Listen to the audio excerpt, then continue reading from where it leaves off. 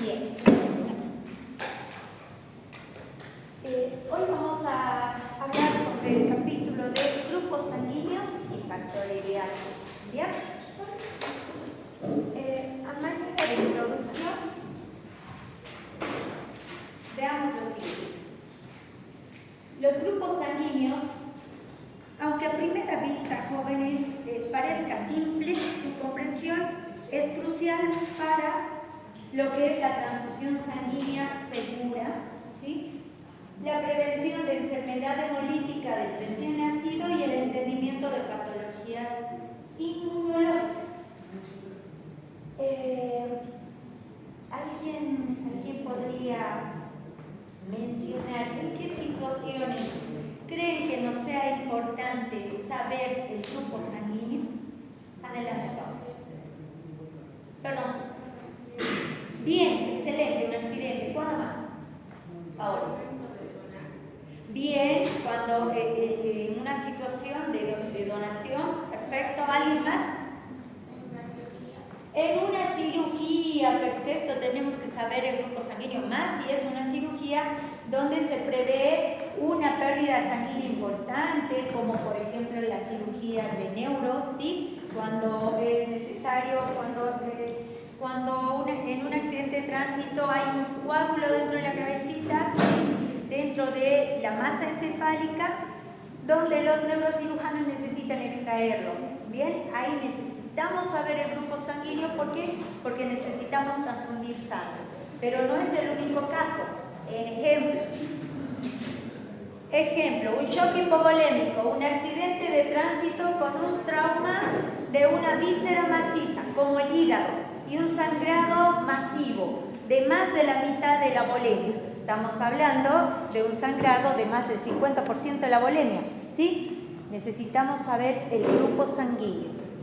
¿Qué creen que pasará si transfundimos un grupo sanguíneo erróneo? ¿Qué se les ocurre?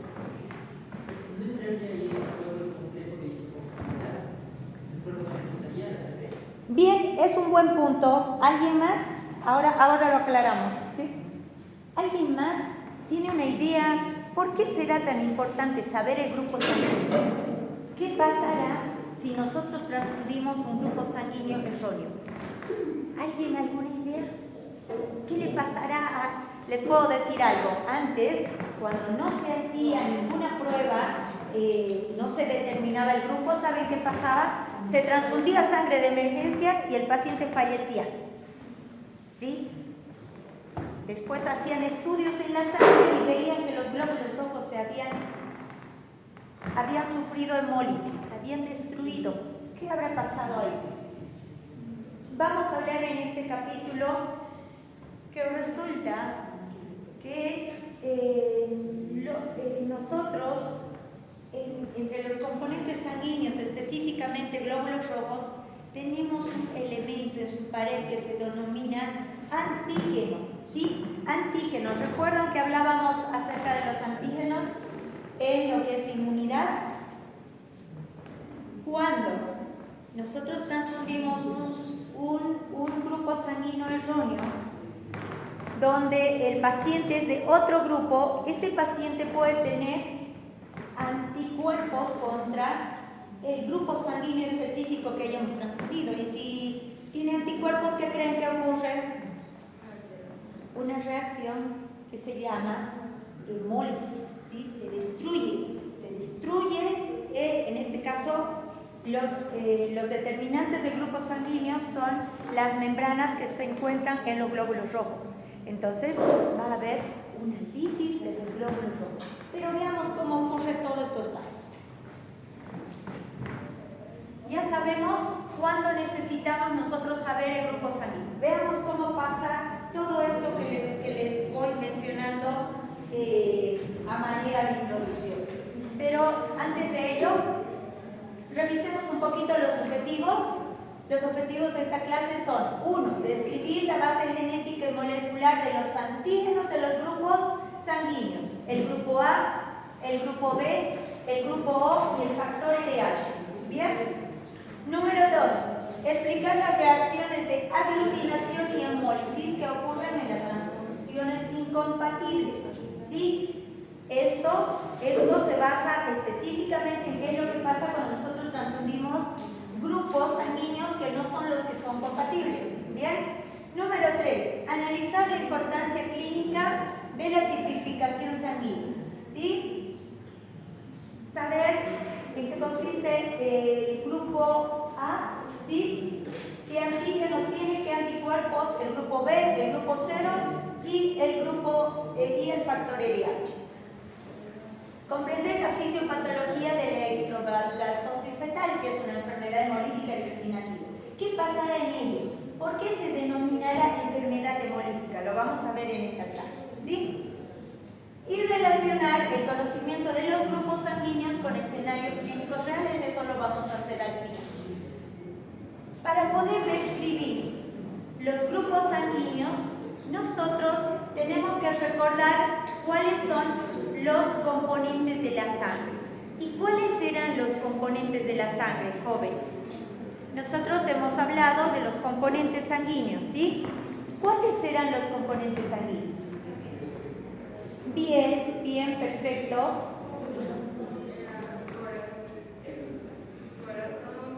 Esos son los componentes del sistema circulatorio. Los componentes de la sangre, ¿por qué está constituida? Adelante. Perfecto. Eso representa un 45%, ¿no es cierto? Y el 55% restante, ¿qué lo representaba? El plasma sanguíneo. Los componentes de la sangre son las células sanguíneas, recuerden, las células sanguíneas, glóbulos blancos, glóbulos rojos, plaquetas y el plasma sanguíneo, ¿sí? Siempre un poquito más la puerta, por favor, mil gracias. Entonces, ¿saben en quién nos vamos a concentrar ahora? En los eritrocitos. Nosotros habíamos hablado de una función importante de los eritrocitos. ¿Cuál era? ¿Cuál era la función de los eritrocitos? Porque para hablar de grupos sanguíneos tenemos que concentrarnos en los eritrocitos. ¿Qué papel jugarán los eritrocitos en la transfusión? Bien, hablemos de los eritrocitos. Bien, la función principal del glóbulo rojo o eritrocito es el transporte de oxígeno y dióxido de carbono. Perfecto. Pero ¿gracias a qué hace ese transporte? A la hemoglobina. Muy bien. Excelente. Ahora vamos a conocer una función adicional de los eritrocitos, ¿sí? Y resulta que los eritrocitos, si nosotros nos imaginamos un eritrocito, ¿les parece así más o menos un eritrocito? ¿Sí? Un eritrocito, ¿saben qué es lo que tiene?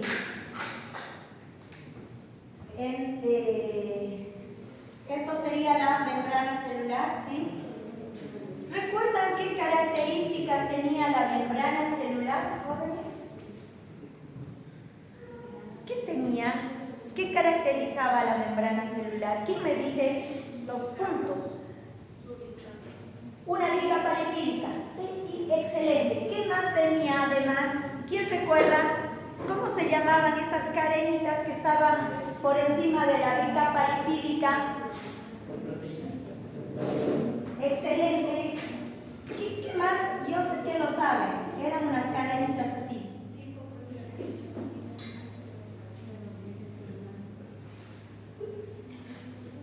¿Qué se llamaban esas cadenitas?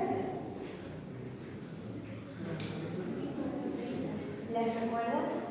¿Carbohidratos? Sí. Resulta que son estas estructuras las que determinan el grupo sanguíneo, porque acá está el antígeno. Veamos cómo sería eso. Veamos qué importante había sido recordar cómo es la membrana celular. Fíjense que al final es importante saber cómo estaba constituida la membrana celular, ¿sí? Fíjense que nosotros hemos llevado eso, ha sido el capítulo número 1 y ahora otra vez estamos viendo una importancia de ella, ¿sí? Entonces, ¿qué es lo que ocurre a nivel de esta membrana de los eritrocitos? Antígenos en la membrana eritrocitaria. Si nosotros recordamos que la membrana de las células tiene proteínas y carbohidratos que actúan como identificadores, en el caso de los eritrocitos jóvenes, estas proteínas y carbohidratos denominados identificadores son los antígenos que definen el grupo sanguíneo, ¿sí? O sea que estas cositas, estas proteínas que estaban acá, ¿sí? ¿Recuerdan en las membranas? ¿Sí? En el caso de los eritrocitos, estas proteínas y carbohidratos son los que definen el grupo sanguíneo el grupo sanguíneo de todos nosotros, ¿sí? Y para ello nosotros tenemos que saber que los grupos sanguíneos son ¿de qué tipo? Un grupo A, un grupo B, un grupo O y un grupo AB. Son 4 los grupos sanguíneos, ¿sí? Entonces, todos esos grupos jóvenes, el A, el B, el AB y el O, todos están determinados por las proteínas y carbohidratos que están en la membrana de los eritrocitos, ¿sí? Estas proteínas jóvenes son denominadas antígenos, ¿bien? Antígenos. Los antígenos A y B, veamos a los antígenos A y B, veamos la base molecular. Los antígenos A y B son carbohidratos complejos, denominados glucoproteínas o glucolípidos, en la superficie de la membrana del eritrocito y se derivan de una sustancia precursora denominada sustancia H, ¿sí? Todas estas sustancias, todas estas proteínas que se encuentran en la membrana y que determinan el grupo sanguíneo son conocidos como antígenos, ¿sí? Estas proteínas que están en la membrana del eritrocito son denominadas antígenos. Vamos a ver cómo es de cada uno de los grupos sanguíneos. Veamos qué antígeno tiene cada grupo sanguíneo. Fenotipos y genotipos, ¿sí? Fíjense, jóvenes, que el grupo sanguíneo A tiene en su membrana, ¿qué cosa? Al antígeno A, ¿sí? Cada grupo sanguíneo tiene al antígeno de su mismo nombre, ¿bien? Por ejemplo, el grupo sanguíneo B tiene los antígenos denominados B, ¿sí? Si este fuera un antígeno, un grupo sanguíneo del grupo B, este antígeno, ¿sí? ¿Sería de qué tipo? B, correcto. Si este antígeno fuera, este grupo sanguíneo fuera del grupo A, ¿qué antígeno sería acá? A, correcto, es el mismo grupo, ¿sí? El grupo sanguíneo A tiene el antígeno A en la membrana eritrocitaria, ¿sí? ¿Y qué genotipos podría tener? El AA, el AO, ¿sí? El grupo sanguíneo B tiene el antígeno B del mismo grupo, ¿sí? En la membrana eritrocitaria. El grupo AB tiene los antígenos A y B, ¿sí? Del mismo grupo sanguíneo es el antígeno que está en la superficie de la membrana. Y el grupo sanguíneo O, ¿qué creen? No tiene antígenos. No tiene antígenos. Y eso le va a dar una particularidad a las personas que tienen este grupo sanguíneo. No tiene antígenos. ¿Sí? No tiene antígenos. Y por tanto, no tiene antígenos, ni A ni B, y por tanto su genotipo es O, ¿sí? Ahora, si nos hacemos esta pregunta, si un individuo tiene un genotipo AO, como está allá arriba, ¿cuál sería su grupo sanguíneo? Perfecto, perfecto. Su grupo sanguíneo es el grupo A. ¿Y qué antígenos expresa en sus eritrocitos en la membrana eritrocitaria? ¿Qué antígenos? Si es el grupo A, ¿qué antígenos tiene el grupo A? Ah, correcto. Tiene el mismo antígeno. El grupo sanguíneo tiene el mismo antígeno del grupo en la membrana eritrocitaria, ¿sí? Ahí no nos perdemos, ahí nos podemos dar cuenta fácil. ¿Dónde radica el problema? ¿O qué es lo que le da la particularidad? ¿Por qué será que hay reacción cuando nosotros transfundimos grupos diferentes? Hasta aquí no habría mucho problema. Veamos qué pasa con lo que son los anticuerpos. La clave de la compatibilidad sanguínea radica no solo en los antígenos que tiene la membrana eritrocitaria, ¿sí?, sino en lo que el cuerpo produce contra ellos, es decir, los anticuerpos, ¿sí?, los anticuerpos. Y recuerdo cuando hablábamos de que cuando nosotros teníamos una inmunidad adaptativa, nos exponíamos contra un antígeno que era, por ejemplo, el virus del COVID-19, ¿no es cierto? Nos hemos expuesto y los linfocitos T creaban ¿qué cosa? Anticuerpos, ¿cierto? ¿Y qué misión tenía eso? Que la próxima vez que nosotros nos expongamos al virus COVID-19, nuestros anticuerpos a base de linfocitos, ¿sí?, ¿qué hagan? Lo destruyan. Esa era la función. Esa es la razón de tener anticuerpos. Bueno, imagínense lo mismo pasa con los grupos sanguíneos. Resulta que cuando nosotros tenemos un grupo sanguíneo A, tenemos anticuerpos contra otro grupo sanguíneo. Por eso es que no podemos recibir transfusiones sanguíneas que no sean de un grupo que sea compatible, ¿sí? Ese es el problema, que hay anticuerpos. Esos anticuerpos se denominan aglutininas, ¿sí? Entonces, nosotros tenemos los anticuerpos anti-A y anti-B, denominadas aglutininas. ¿De qué se forman? Los anticuerpos son inmunoglobulinas, principalmente de tipo IgM, también tenemos inmunoglobulinas de tipo IgG, ¿sí? Su origen, a diferencia de muchos anticuerpos que se forman tras la exposición a un antígeno, de lo que hablábamos del ejemplo de las vacunas. Normalmente los anticuerpos se forman cuando nosotros nos hemos expuesto antes a algún antígeno. Pero en el caso de los grupos sanguíneos, ¿qué creen? Ya nacemos con los anticuerpos. Si nosotros tenemos, por decirle, el grupo sanguíneo A, ya nacemos contra un anticuerpo contra el grupo B, ¿sí?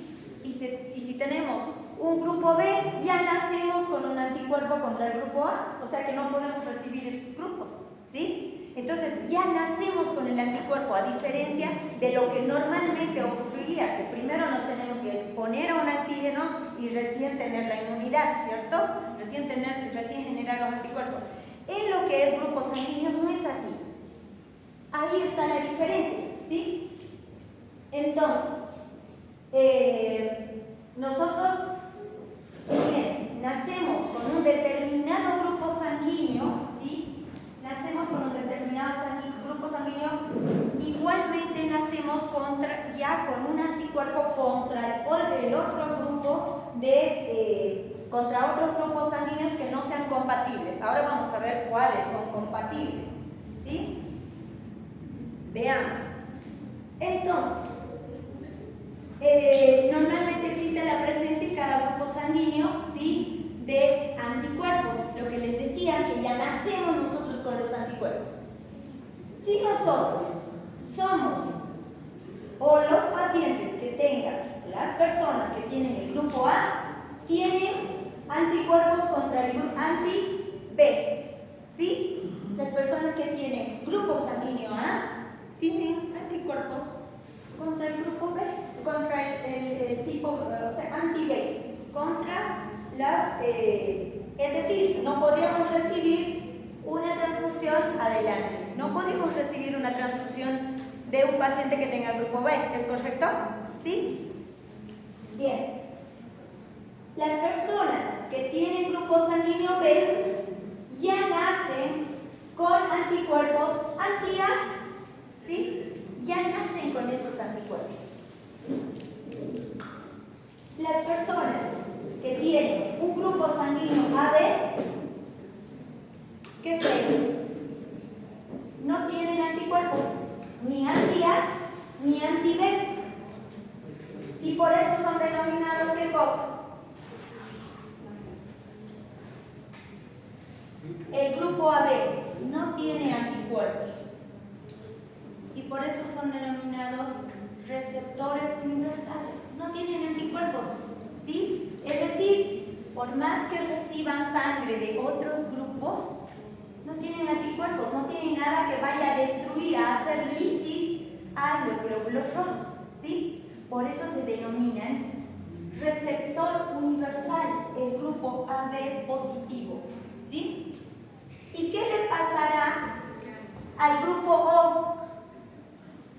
El grupo O tiene anticuerpos anti-A y anti-B, ¿sí? Tiene anticuerpos anti-A y anti-B, ¿sí? Y en el caso del grupo O, el grupo O es denominado donante universal, ¿sí? Pero, ¿qué grupo O? El O negativo, ¿sí? El ORH negativo es el grupo considerado donante universal, ¿sí? Del que pueda donar a cualquier grupo sanguíneo, ¿sí? ¿Ustedes saben qué grupos sanguíneos son? ¿Sí? ¿Y saben cuál es el grupo sanguíneo más frecuente? El ORH positivo, ¿sí? Más del 60% de la población tenemos ese grupo. ¿Y el resto de los grupos? El grupo A, ¿quién de acá del aula tiene grupo A? Excelente, grupo A. ¿Grupo B?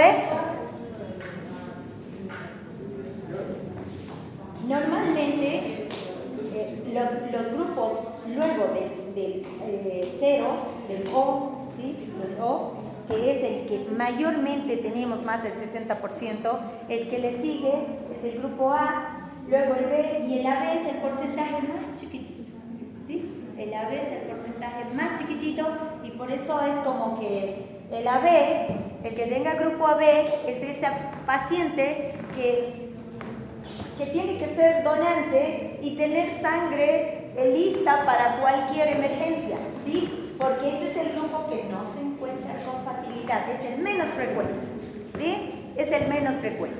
Entonces, fíjense, jóvenes, como los antígenos que están en la membrana eritrocitaria van a ser los que determinan el grupo sanguíneo de las personas, ¿sí? Y que cuando nosotros tenemos un determinado grupo, tenemos anticuerpos contra otro grupo, ¿sí? Y por eso es que no podemos recibir de todos los grupos ni donar a todos los grupos, excepto cuando pertenecemos a estos grupos sanguíneos, ¿sí? En el caso del AB positivo, ¿por qué? Porque no tiene anticuerpos ni anti-A ni anti-B, ¿sí? Por tanto puede recibir, ¿sí? Puede recibir de todos los grupos, puede recibir A, puede recibir B, puede recibir O negativo, ¿sí? Por eso se denomina receptor universal, ¿sí? Y el O negativo es compatible con donar a todos los grupos, ¿sí? Es compatible con donar a todos los grupos. Bien, si nosotros tenemos un paciente del grupo O, ¿qué anticuerpos tendrá en su plasma? Ahí tenemos. ¿Qué anticuerpos? Anti-A y anti-B, ¿no es cierto? Entonces, ¿qué tipo de sangre puede recibir de forma segura? Primera pregunta. O, perfecto. O. Y si este paciente es O positivo, luego vamos a hablar del factor, ¿sí? Luego vamos a hablar del factor. Pero la sangre que debiera recibir es de tipo O. Primero hablemos del factor y luego va a ser más fácil. Pero si tiene, fíjense que si es del grupo O, tiene que recibir sangre de tipo O. ¿Sí? Ahora veamos el factor EA.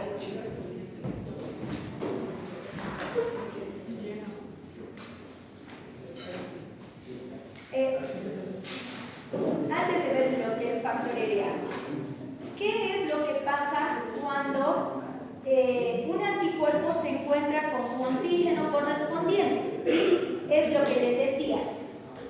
El grupo A tiene anticuerpos anti-B. ¿Sí? ¿Qué pasa si nosotros, un paciente que tiene grupo sanguíneo A, le transfundimos un tipo de sangre B? ¿Qué es lo que va a pasar? Lo que va a pasar es justamente esto, ¿sí? Lo que ocurre es que, recuerden que los antígenos, los anticuerpos siempre se unen con su antígeno, ¿sí? Siempre se unen al antígeno y para que ustedes no olviden este mecanismo, recuerden lo que pasaba cuando nosotros nos exponíamos a algún antígeno, como en el caso del virus del COVID-19, ¿sí? Que nosotros generamos inmunidad, o en el caso de las vacunas, ¿sí? Recibimos una vacuna y generamos inmunidad, es decir, anticuerpos contra ese antígeno, de ese virus o de esa bacteria, y cuando volvemos a tener el contacto, ese anticuerpo lo destruye.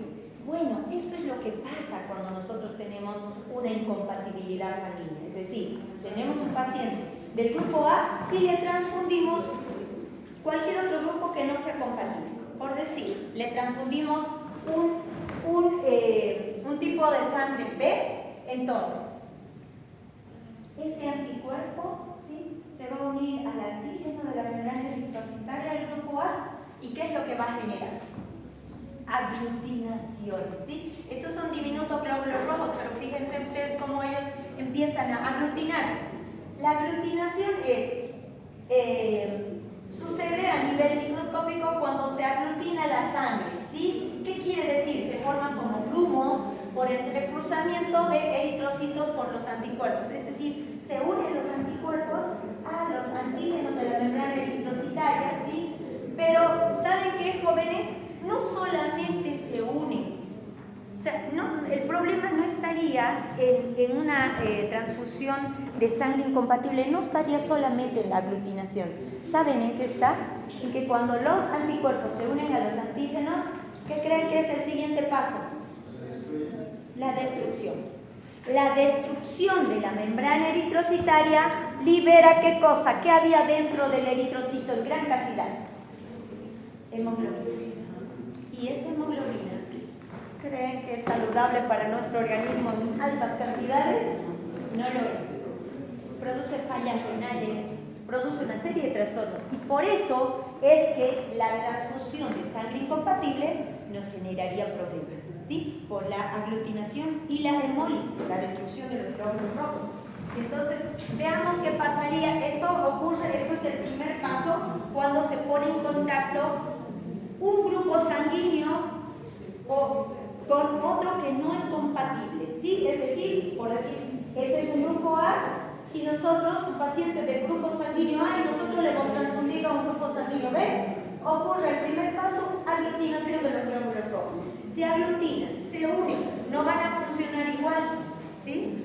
Ahora veamos además qué pasa. Lo que decía su compañero. Luego se hemolizan, ¿sí? Si el anticuerpo se une al antígeno de la membrana, ¿sí?, se hemoliza, se destruye, ¿sí? Si la aglutinación es el primer paso que le sucede, ¿qué le sigue?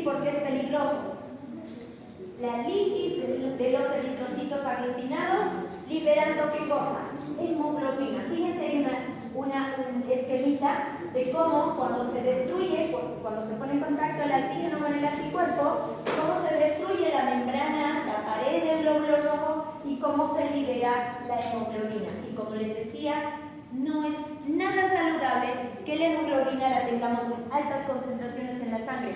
Y mucho menos si es un niño, mucho menos si es un bebé recién nacido.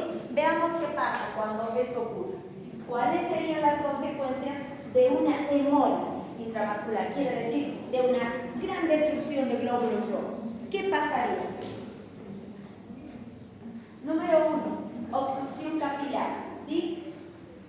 La hemoglobina circula muy bien mientras esté dentro de los glóbulos rojos, pero no ocurre lo mismo cuando está fuera de ellos, ¿sí? Entonces, puede generar obstrucción. Recuerden que los glóbulos rojos se aglutinaban, es decir, normalmente los glóbulos rojos deberían transitar uno a uno, pero si se empiezan a unir, se hacen como más grandes, casi como un coágulo, ¿sí? Y recuerdan ustedes que las funciones, por ejemplo,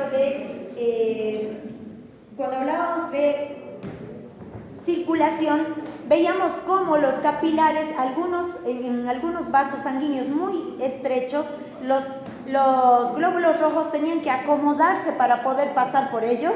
Bueno, ¿se imaginan que apenas pase un glóbulo rojo acomodándose en algún sitio de capilares chiquititos? ¿Se imaginan la aglutinación de varios glóbulos rojos? Era imposible, ¿cierto?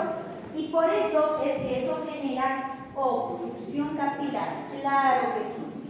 Cuando un paciente recibe sangre incompatible, lo que puede tener, el primer problema que puede tener es obstrucción capilar. ¿Qué otra cosa? ¿Qué otra consecuencia grave podemos tener con una transfusión de sangre incompatible? Falla renal aguda, ¿sí? ¿Por qué? Porque la hemoglobina, cuando está libre y en altas cantidades y en altas concentraciones, puede producir daño a nivel de los túbulos renales, ¿sí? Entonces podemos llegar a causa de una transfusión incompatible a una falla renal. Y sin ser basta eso, ¿qué más podemos tener? Cuando nosotros tenemos altas concentraciones de hemoglobina en sangre, ¿en qué se traduce eso? Eso se puede traducir en lo que es ictericia, ¿sí? Y la ictericia es concentraciones elevadas de bilirrubina en sangre, ¿sí? Entonces, fíjense, jóvenes, cómo una transfusión de sangre incompatible puede tener consecuencias devastadoras en los pacientes, ¿sí? Y por ese motivo, los pacientes, cuando reciben una transfusión sanguínea que no es compatible, llegan a fallecer. Claro que sí, pueden llegar a fallecer, ¿sí? Por eso nosotros debemos saber qué grupo sanguíneo debe recibir cada paciente. ¿Y cómo lo vamos a saber? Sabiendo qué tienen qué antígenos tiene cada grupo sanguíneo, qué antígenos tiene a nivel de su membrana eritrocitaria y anticuerpos contra qué grupos sanguíneos tendría. ¿Sí? ¿Bien? Todas estas situaciones finalmente pueden llevar al paciente a un shock y posteriormente a la muerte. ¿Sí? Adelante. ¿Cuánto tarda aparece el Excelente, buena pregunta. Normalmente esto no es tan inmediato, ¿sí? Puede aparecer con las horas, ¿sí? Normalmente con las horas y en una reacción grave de horas hasta días, ¿sí? Pero mayormente en horas ya podemos ver estas alteraciones, ¿sí? Porque todo va a depender de cuán masiva ha sido la hemotransfusión, ¿sí? Cuán masiva. Ustedes recuerden que a veces necesitamos, cuando el paciente ha perdido por un shock más de la mitad de su volemia, nosotros necesitamos transfundir varios paquetes globulares. Y sobre todo, la gravedad es peor si ha recibido más paquetes globulares, ¿sí? A mayor cantidad porque ha recibido más anticuerpos, ¿bien? entonces el daño es más rápido, pero este daño normalmente se lo evidencia entre horas y días, ¿sí? Y en los niños chiquititos van a ver que puede tardar hasta meses, ¿sí? Pero en los pacientes que nosotros transfundimos sangre incompatible, las repercusiones en horas a días, ¿sí? Bien.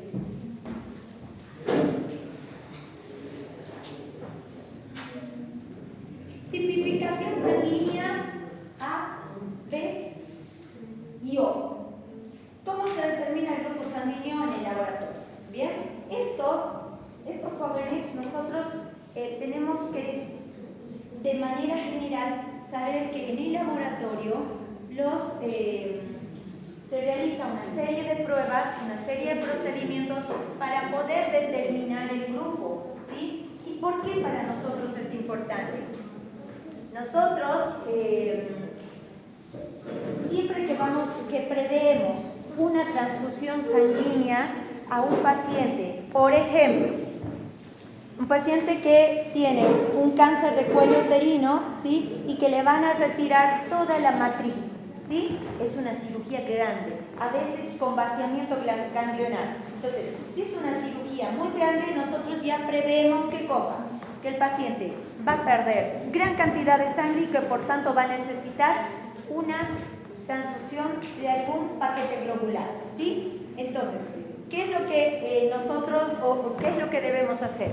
Pedir al laboratorio que pueda, ¿sí? Que pueda ir y realizarle unas pruebas de laboratorio que se llaman pruebas cruzadas, ¿sí? Entonces, el personal de laboratorio va y realiza pruebas cruzadas, es decir, no solamente ve y corrobora el grupo sanguíneo, ¿sí? Sino que además hace pruebas adicionales, ¿sí? Para determinar que esa sangre que va a recibir el paciente sea la idónea y no tenga ninguna reacción al momento de transfundir, ¿sí? Eso es lo que nosotros, lo que habitualmente se debe hacer. Pero ¿qué es lo que pasa cuando estamos ante una emergencia? ¿Ustedes creen que en una emergencia médica nosotros tenemos el tiempo suficiente para pedirle al laboratorio que haga pruebas cruzadas?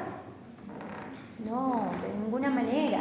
Por eso las cirugías de emergencia tienen más riesgos, porque no tenemos tiempo para hacer ninguna prueba de laboratorio, ¿sí? No tenemos tiempo para llamarle a la laboratorista y decirle: yo necesito sangre de tipo A para una paciente porque mañana se opera de una cirugía grande y que va a necesitar 2 paquetes globulares de tipo A, ¿no? Entonces, el laboratorista tiene toda la tarde para ir, sacar la sangre del paciente, hacer unas pruebas cruzadas entre la sangre que va a transfundir y la sangre propia del paciente, ¿sí? Y ver que no haya reacciones.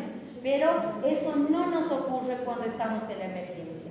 Y es la razón por la que en la emergencia médica solo tipificamos el grupo y ya no podemos hacer todas las pruebas de laboratorio correspondientes, ¿sí? Es decir, solo sabemos qué grupo es y le damos el grupo que corresponde. Y si no tuviéramos el grupo que hemos dicho, ¿cuál es el donante universal?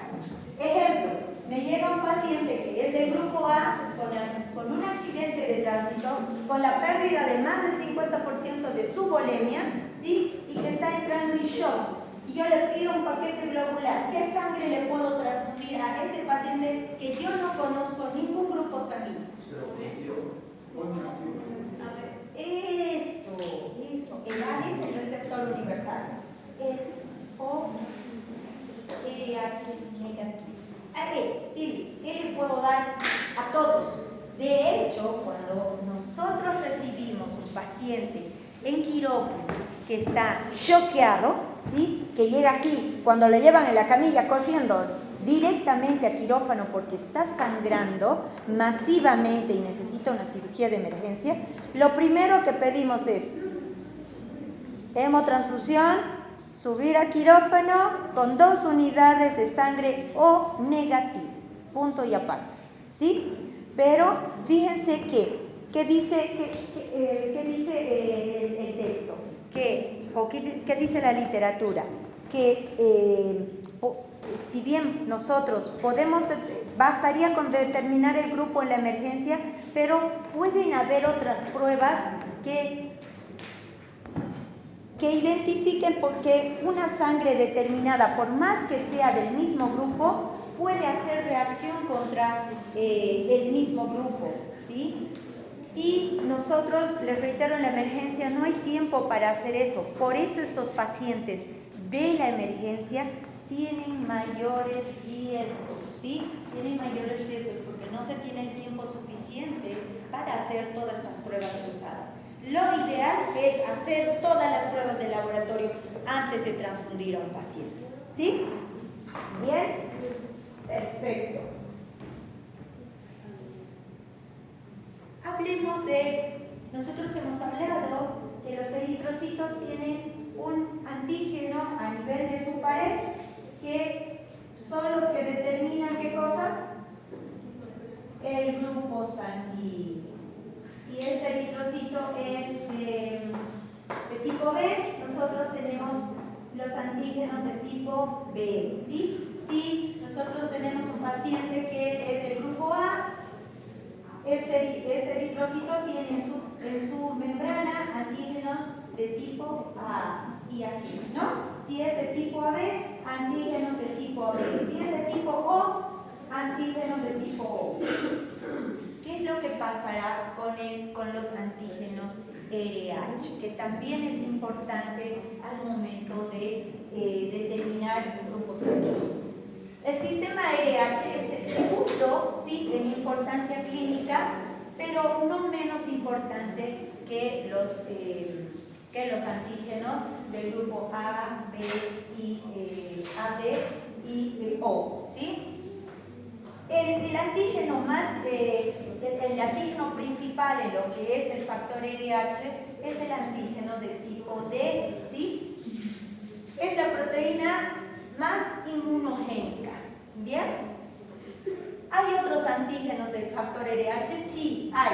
Están denominados por siglas, son como el número de 6 y están determinadas por siglas del abecedario de mayúsculas y minúsculas, ¿sí? Pero, ¿en cuál nos vamos a concentrar? En el antígeno de tipo D, ¿sí? Ese es el más inmunogénico y es el que nosotros lo vamos a estudiar y le vamos a dar más importancia, ¿bien? La genética. La herencia de los genes RH, ¿sí?, está en el cromosoma 1, ¿sí? Los individuos RH positivos, ¿sí?, tienen el antígeno D, ¿sí? Y los individuos RH negativos carecen del antígeno D, ¿sí? Eso es importante que lo tengamos en cuenta. ¿Qué es lo que pasa con los anticuerpos RH o aglutininas RH? Aquí hay una diferencia fundamental con el sistema ABO, ¿sí? Y nosotros aquí nos podemos hacer una pregunta. ¿Cuándo será que se forman los anticuerpos RH? ¿Cuándo será? ¿Alguien tiene una idea? Recuerdan que nosotros decíamos que los anticuerpos, cuando nosotros nacemos, por decir, con un grupo, ejemplo, el grupo A, ya nacemos directamente con un anticuerpo anti-B, ¿sí? ¿Recuerdan? ¿Sí? Anti-B. Fíjense qué pasa con el factor RH. No son espontáneos, solo se forman tras la exposición a la sangre RH positiva, ¿sí? Es decir, a una transfusión incompatible o en el momento del embarazo, ¿sí? Aquí vamos a hablar de qué es lo que pasa cuando nosotros tenemos a un papá que tiene, por decirles, un grupo sanguíneo positivo, la mamá tiene un grupo sanguíneo negativo y el bebé sacó el grupo sanguíneo del papá y es positivo, ¿no es cierto? Entonces la mamá va a hacer durante el embarazo, ¿qué cosa? Anticuerpos contra contra el factor RH positivo. Y por eso les decía que cuando nosotros, en el caso de los niños, ¿sí? Las repercusiones clínicas no son inmediatas, ¿sí? Son normalmente a mayor exposición, porque la mamá va haciendo anticuerpos de a poquito, ¿sí? No en un solo momento, va haciendo mientras está en contacto durante todo el embarazo. Y por eso, probablemente en el primer bebé no haya mucha repercusión. ¿Por qué? Porque la mamá probablemente va a tener pocos anticuerpos contra el factor RH de ese bebé que es positivo, ¿sí? Probablemente van a ser pocos y van a ser pocos las reacciones de aglutinación, pocas las reacciones de hemólisis, ¿sí? El mayor problema va a estar ¿cuándo? En el segundo bebé, ¿sí? Si el segundo bebé, la mamá ya formó sus anticuerpos contra el factor RH y probablemente en el primer embarazo, en el primer bebé, no causó tanta repercusión. Pero en el segundo sí. ¿Por qué? Porque va a estar expuesta a más anticuerpos, ¿sí? Y apenas, y si el bebé vuelve a tener el grupo sanguíneo del padre, que es positivo, ¿sí? Ahí la mamá va a tener demasiados anticuerpos. Y ahí sí puede repercutir la clínica, y la literatura dice que ahí sí vamos a tener complicaciones con el bebé, y por eso la mamá tiene que recibir una vacuna, ¿sí? Tiene que recibir una vacuna para que esta complicación no sea tan grave en el niño, ¿sí? Bien, tipo de inmunoglobulinas. Principalmente la IgG, ¿sí? Esto es importante porque pensemos en el tamaño y la capacidad de cruzar las membranas, ¿sí? Esto es lo que les decía, sobre todo de lo que el ejemplo más claro es ese ejemplo que les doy de que cuando el papá tiene el factor RH positivo y la mamá el factor RH negativo, y el niño en el primer embarazo tiene el mismo factor RH del padre, ¿sí? Recuerden, en el primer embarazo puede que no haya complicaciones, pero en el segundo sí, ¿sí? Veamos un poquito más. Reacciones transfusionales RH. ¿Qué sucedería si un individuo RH negativo recibe sangre RH positiva por primera vez? Habrá una reacción inmediata severa, ¿sí? Como en el caso del grupo A, el grupo B y el grupo O. Lo que decíamos, ¿sí? La pregunta que iba de su compañera. ¿A qué tiempo ocurren estas reacciones? ¿A qué tiempo ocurre la lesión renal? ¿A qué tiempo ocurre el shock? ¿A qué tiempo ocurre la ictericia? ¿Cuánto tiempo después de la transfusión de una sangre incompatible ocurren estas consecuencias? ¿Sí? Y normalmente esto ocurre de manera rápida, en el transcurso de horas, ¿sí? Pero, ¿qué es lo que pasa si es una reacción primaria versus secundaria? Dice, acá vamos a hablar un poquito de la primoinmunización, ¿sí? Sin reacción severa inmediata y la reacción hemolítica retardada tras una segunda exposición. Esto es lo que hemos hablado sobre el bebé, ¿sí? Cuando el factor LH, cuando la madre tiene anticuerpos contra el factor LH del padre, ¿sí? En el primer embarazo, si bien pueden ser pocos porque los ha ido creando o desarrollando durante el embarazo, la repercusión más grande va a ser en el segundo embarazo, ¿sí? En el segundo embarazo.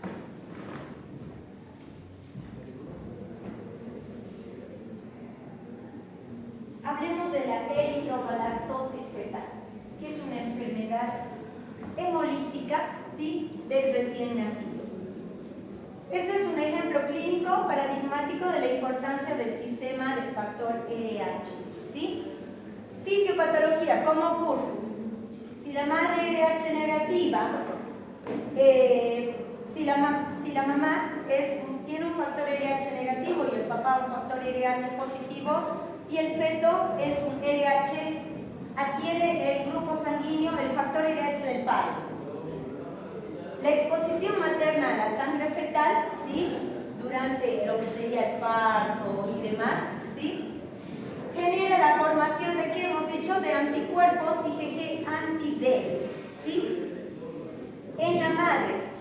Y en un embarazo subsecuente con feto RH positivo, los anticuerpos maternos cruzan la placenta, ¿sí?, y van a generar hemólisis de los eritrocitos fetales.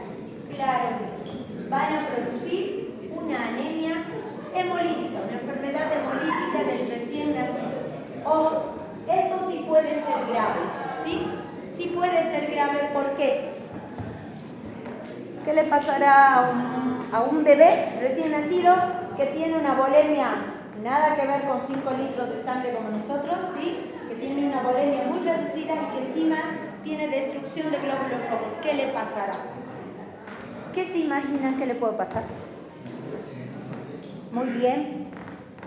Los pacientes no pueden transportar el oxígeno, ¿sí? No pueden transportar el oxígeno. Recuerden la función elemental del oxígeno en cada órgano, ¿sí? Sobre todo en cada órgano noble. Entonces, estos pacientitos, ellos son los pacientes complicados, ¿sí? Y por eso la mamá, por eso es importante el control prenatal. ¿Por qué? Porque en el control prenatal nosotros tenemos que saber qué grupo sanguíneo es el papá, qué grupo sanguíneo es la mamá. ¿Y creen que eso se hace?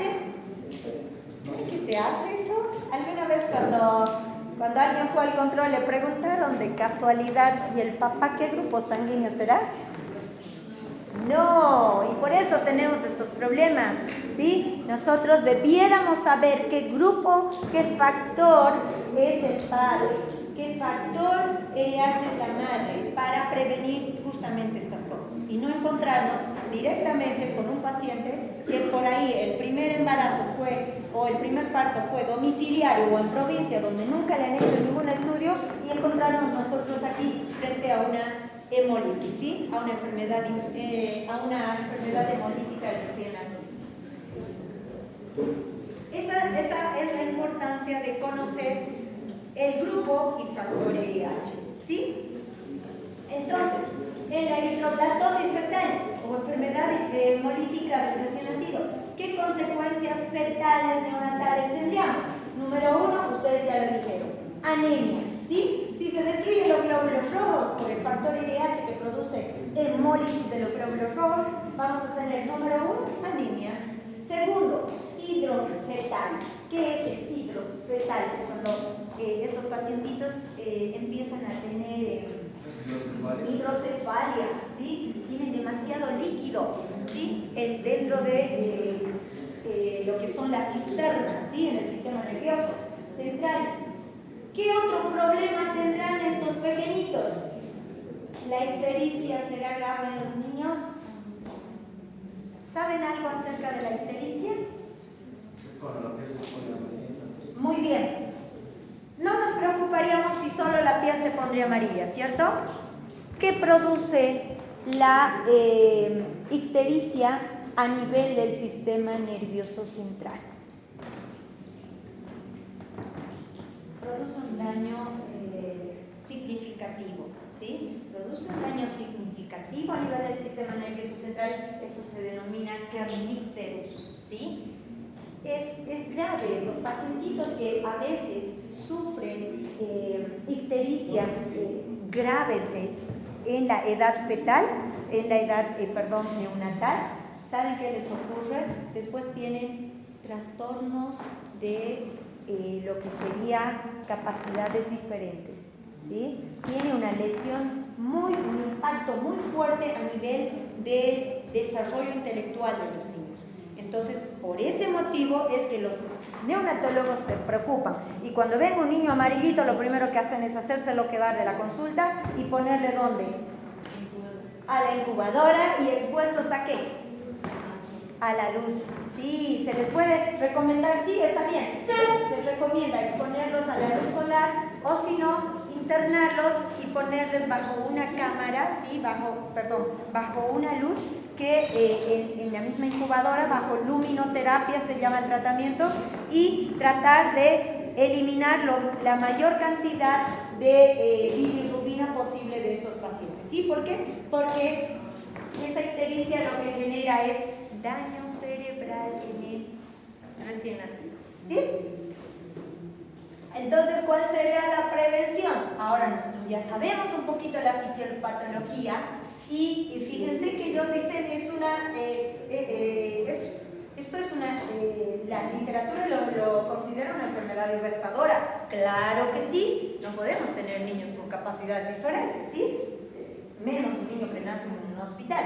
Entonces, es por eso que a estas mamás que tienen este riesgo, cuando la mamá tiene un factor RH negativo y el papá tiene un factor RH positivo y el bebé que llevan en vientre adquirió el factor RH del padre, o sea, RH positivo, lo que se administra es inmunoglobulinas RH, ¿sí? A las madres RH negativas durante el embarazo y el posparto, ¿sí? ¿Para qué? Para reducir este impacto, ¿sí? Es decir, administramos inmunoglobulinas para que inmunoglobulinas RH, ¿sí? ¿Para qué? Para que este daño no sea tan impactante, ¿bien? Para reducir el impacto, podríamos decir. Entonces nosotros habíamos hablado de lo que eran todos los grupos sanguíneos, que son el número de 4, el A, el B, el O y el AB, ¿sí? Donador universal y receptor universal. Basado en todo lo que hemos hablado, nosotros diríamos que el donador universal sería ¿quién? ORH negativo. ¿Sí? El ORH negativo. Bien, el ORH negativo. Muy bien. ¿Y qué otra cosa? ¿Quién sería el receptor universal? ¿Quién puede recibir de todos los grupos? ¿Recuerdan? ¿Quién no tenía glutimina? El AB. El AB positivo puede recibirlo todos. Por eso se denomina receptor universal. ¿Sí? Aunque estos términos son útiles en la práctica clínica, siempre se realiza la prueba cruzada, lo que les decía. Siempre debe haber pruebas cruzadas de laboratorio que nos ayuden a detectar cosas más pequeñitas, ¿sí? ¿Por qué es tan importante la prueba cruzada? Incluso si el grupo A, B o O es compatible, quiere decir que si es el grupo A o si es el paciente B, le vamos a transfundir grupo B y demás, pero la apertura a otros sistemas de grupos sanguíneos menos comunes y la presencia de anticuerpos irregulares, ¿sí? Podríamos detectarlo nosotros a través de las pruebas de laboratorio cruzadas, ¿sí? Por eso es importante que se hagan las pruebas cruzadas cuando se va a transfundir, porque no solo basta con saber el grupo sanguíneo, sino con detectar cualquier otro aspecto, ¿sí?, en la hemotransfusión que pudiera causar lisis, daño destrucción de los glóbulos rojos. ¿Y cómo lo vamos a saber? Gracias a la realización de pruebas cruzadas, ¿sí?, que eso se hace en laboratorio. ¿Bien? Bueno, las pruebas que se realizan son estas, eso son la manera de que nosotros sepamos que hay pruebas que se realizan en laboratorio. Hay esa prueba cruzada de cross-matching, ¿sí?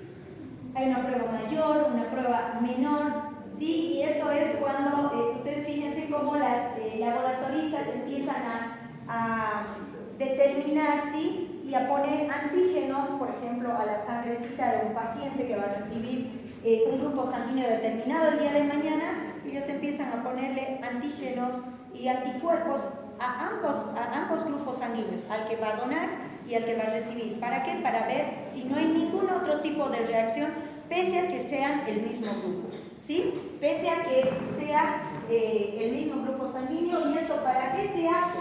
La prueba cruzada es como su seguro de vida en la transfusión, ¿sí? Es importante realizar las pruebas cruzadas, porque a veces nosotros podemos detectar Puede ser su mismo grupo, pero agarran el teléfono y en la tarde dicen, doctora, le cuento, hubo una reacción, pese a que es el grupo A, pero hubo alguna reacción, vamos a buscar otro donante para ese paciente, ¿sí? Para eso es importante.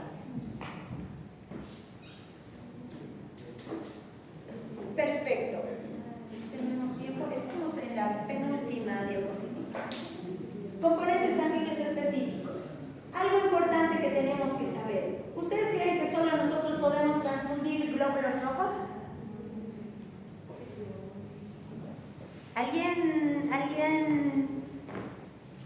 ¿Alguien tiene alguna idea? ¿Creen que solamente podemos transfundir glóbulos rojos? ¿O podremos también transfundir otro componente de la sangre, como célula? Perfecto, se puede transfundir otros elementos de la sangre. ¿Qué? Plaquetas. ¿Qué otra cosa? Plasma, perfecto, solo plasma, solo transfundimos plasma. Bien, ¿qué otros componentes? Factores de coagulación, ¿sí?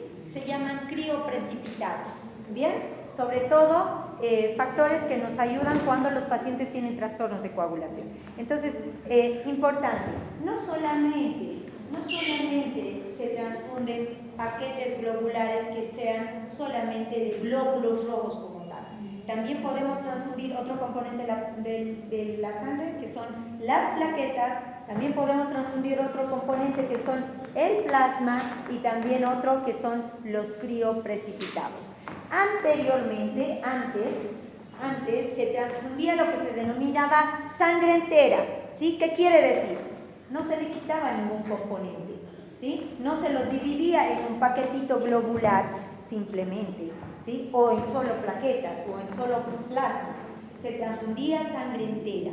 Y es probable que con el tiempo volvamos a la transfusión de la sangre entera, porque cuando nosotros transfundimos solo glóbulos rojos, es solo glóbulos rojos, un componente de la sangre, pero no tenemos todos los factores de coagulación que están en las plaquetas, que están en el mismo plasma sanguíneo, ¿sí? Entonces nosotros podemos transfundir muchos componentes de la sangre, no solamente glóbulos rojos.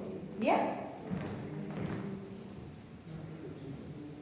Fíjense que ahí dice, si un paciente necesita solo factores de coagulación, ¿qué componente sanguíneo le transfundiríamos y por qué? Acá tenemos que ver, por supuesto, la compatibilidad ABO y LH sería diferente en el plasma. ¿Saben qué? Cuando los pacientes van a recibir una hemotransfusión, aunque sea de cualquier componente sanguíneo, igual se tiene que hacer la tipificación de grupo, ¿sí? Igual. Tienen que hacerse la tipificación de grupo, saber qué factor es para ver si es compatible. ¿Bien? Entre las reacciones transfusionales tenemos reacciones hemolíticas que son agudas, febril, ¿sí? Podemos tener reacciones de tipo alérgico. Entre los signos y síntomas, cuando hay reacciones transfusionales, cuando un paciente hace reacción a la transfusión de una sangre ajena, ¿sí? El paciente puede tener fiebre, puede tener escalofrío, puede tener dolor lumbar, disnea, ¿sí? Hipotensión, ¿sí? Recuerden que decíamos cuando un paciente recibe un sangre incompatible, puede llegar incluso a hacer un shock, ¿sí? Puede llegar a ser un shock, claro que sí. En el tratamiento, normalmente el tratamiento de estos pacientes, cuando han recibido sangre incompatible, se les realiza en unidad de terapia intensiva, donde el equipo multidisciplinario de esa área lo que hace es hacer una especie de un lavado de la sangre, ¿sí? Hacer una especie de hacer una diálisis, ¿sí? De lavar la sangre para tratar de eliminar la mayor cantidad de la sangre que nosotros hayamos transfundido y que no era la compatible, ¿sí? Normalmente cuando ocurre esto, porque ocurre, estos pacientes deben ser tratados en unidades de cuidados intensivos, normalmente con una serie de manejo, pero principalmente a base de diálisis para tratar de limpiar la sangre, en otras palabras, ¿sí? Y ya a manera de Conclusión, la comprensión de los grupos sanguíneos no es solo un tema de fisiología, es una herramienta esencial en la práctica clínica para salvar las vidas, ¿sí?, y prevenir complicaciones graves. Por tanto, su dominio es un pilar fundamental en la formación de futuros médicos, ¿sí? Nosotros tenemos que saber cuáles son los grupos sanguíneos, tenemos que saber qué es lo que determina el factor IgH y tenemos que saber qué grupo sanguíneo se considera el donante universal, qué grupo sanguíneo se considera el receptor universal. ¿Bien? Perfecto. Dudas y preguntas, jóvenes, mientras yo les voy tomando.